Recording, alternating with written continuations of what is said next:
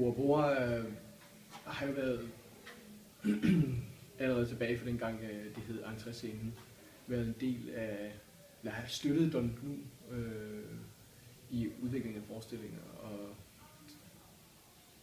ved at stille lokale mandskab til rådighed, og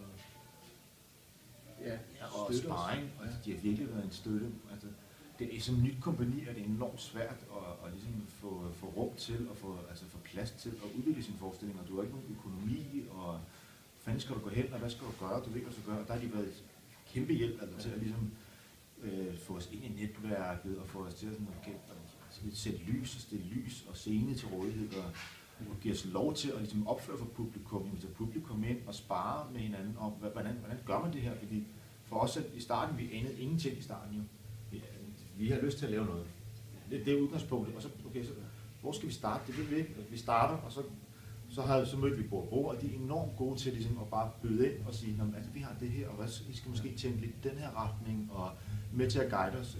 Det er virkelig...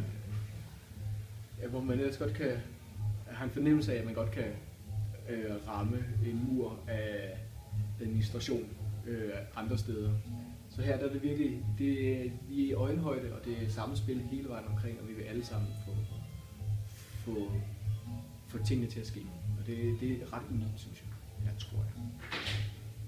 Altså, når jeg oplever Bora, så er det virkelig, at de gør alt for at hjælpe nye scenekunstnere. Og det er svært i starten. Som du sagde, man løber tit panden mod en mur, og man står sådan, du aner ikke, hvor du skal tage fat, når du ikke har erfaring. Og med scenekunst kan du også nogle gange gøre ting, som du ikke har tænkt dig til, eller andre ikke har tænkt sig til, og det er der også plads til her.